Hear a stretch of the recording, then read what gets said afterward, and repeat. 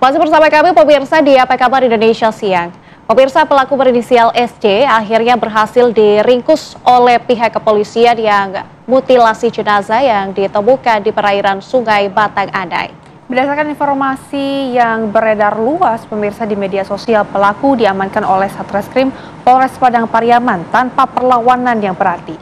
Tak hanya satu korban pemirsa, tersangka juga membunuh 3 korban.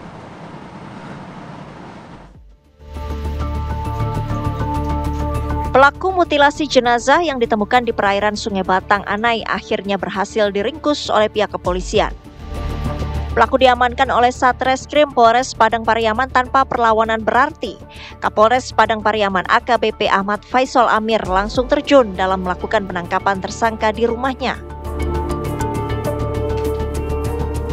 Ya, alhamdulillah kami berhasil mengamankan satu pelaku mutilasi pada dini hari tadi.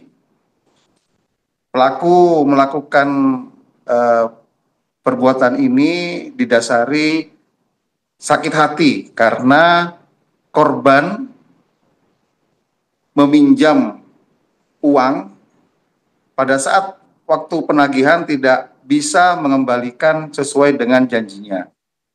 Baru pelaku melakukan aksinya setelah melakukan penagihan tersebut. Pelaku ini berhasil kami amankan atas dugaan pembunuhan mutilasi. Setelah kita amankan, baru kami kembangkan, juga kami mendapatkan bukti bahwasanya ada tindak pidana sekitar 1,5 tahun terdahulu yang juga kasus pembunuhan, dan ini berhasil kita ungkap dan kita temukan korbannya, dan pelakunya masih 1 orang yang saat ini yang kita amankan ini, Mbak. Yang mengejutkan, tersangka mengaku telah membunuh 3 orang. Kamu pacaran sama Cika? Iya. Cikanya selingkuh. Cika selingkuh. Kamu bunuh lah si Cika itu. Iya. Nah, terus kenapa Dedek kau bunuh? Yang ngajarin si Cika nih selingkuh si Dedeknya. Di KKN dia jadi. Kamu bunuh juga si Dedek. Iya. Terus apa lagi kamu bunuh? Itu. Sebelumnya, warga kawasan Batang Anai Padang Pariaman digegerkan dengan penemuan sesosok mayat yang mengapung di perairan Kasang pada Selasa lalu. Kondisi mayat tersebut sangat mengenaskan, ditemukan tanpa kepala, tangan, kaki, dan alat kelamin. Dari Kabupaten Padang Pariaman, Sumatera Barat, Andri Syaputra, TV One mengabarkan. Dan pemirsa, untuk mengupdate situasi terkini, kami akan ajak Anda untuk melihat laporan langsung dari Andri yang sudah ada di TKP. Andri, silakan dengan laporan Anda. Ya, baik Rehana dan Nadilah, dapat saya laporkan untuk perkembangan kasus mutilasi yang terjadi di Nagari Batang Anai, Kabupaten Padang Pariaman. Bahwasanya pihak kepolisian hingga saat ini sudah melakukan beberapa penemuan barang bukti baru, yaitu ada 2 potongan tubuh baru yang ditemukan berupa potongan tubuh bagian paha korban. Jadi untuk saat ini pihak kepolisian sudah mengumpulkan 6 bagian potongan tubuh korban yang telah ditemukan. Polisi masih mencari 4 bagian lagi yang diduga dibuang pelaku masih di seputaran Sungai Batang Anai, tempat penemuan pertama tubuh korban gitu. Hingga saat ini pihak kepolisian juga sudah memeriksa beberapa saksi, baik itu dari pihak keluarga, pihak dari keluarga korban maupun pihak dari keluarga pelaku sendiri.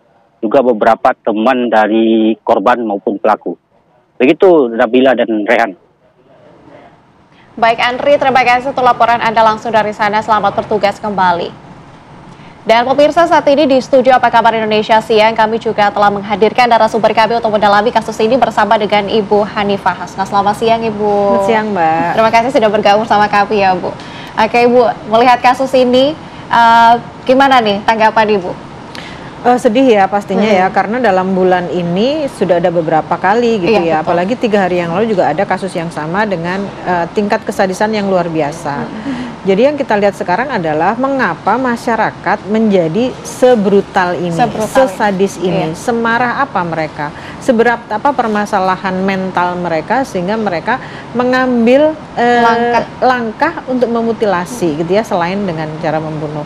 Artinya kan ada pola-pola khusus yang sudah dipelajari gitu ya, baik dari diri sendiri, yaitu dia mengalami gangguan mental atau kemarahan yang luar biasa. Selain itu, apakah ada pengaruh-pengaruh dari media sosial atau media yang dia tonton selama ini yang membuat mereka menjadi terinspirasi untuk melakukan kejahatan yang sama.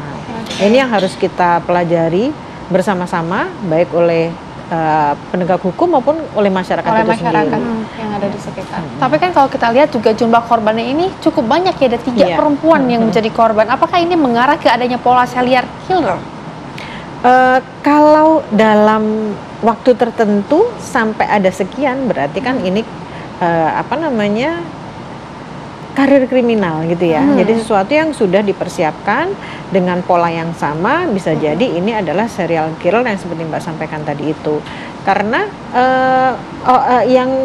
profil dari korbannya adalah orang-orang yang dia kenal gitu ya, bukan orang terdekat. Iya, betul, orang terdekat. Artinya kan ada kondisi-kondisi tertentu terkait dengan kondisi kejiwaan atau psikologis yang ada kedekatan sebelumnya, ada masalah sebelumnya. Jadi bukan random gitu.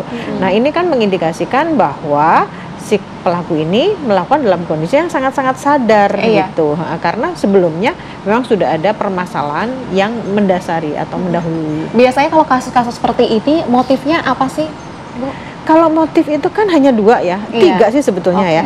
Yang pertama instrumental, yang kedua material, yang ketiga karena mungkin gangguan mental gitu ya, kalau tidak ada di keduanya.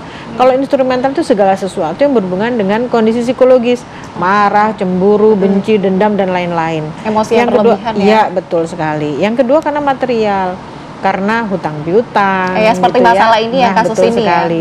Terus perebutan kedudukan gitu ya. Nah, yang terakhir adalah tidak ada di keduanya, tetapi dia memang punya gangguan mental tersendiri. Nah, kalau dia punya gangguan mental tersendiri, maksudnya kan begini, kan orang punya gangguan mental itu kan nggak ujuk-ujuk, nggak tiba-tiba dia ada gangguan mental kan. Artinya ada pengabaian oleh siapa? Mungkin secara keluarga atau lingkungan paling terkecil, lingkungan sekitar. Dan mungkin di struktur pemerintahan di tempat dia tinggal itu memang sudah mengabaikan. Padahal orang-orang seperti ini kita harus udah ada awareness kan, bahwa ketika ada seseorang di lingkungan kita yang mengalami gangguan mental, itu sekarang sudah sangat-sangat udah biasa gitu loh, harus mencari teman untuk curhat atau melakukan konseling untuk menyembuhkan ini biar tidak terjadi kejahatan yang lebih berat lagi. Tapi mungkin kamu juga ingin tahu nih ciri-ciri dari pelaku ini ketika akan mungkin terindikasi adanya akan melakukan tindak-tindak kriminal seperti itu bagaimana, tapi jangan dulu dijawab Ibu Hanifah, karena pemirsa Apa Kabar Indonesia yang akan kembali lagi menemani Anda sesaat lagi. Usai jeda tetap bersama kami.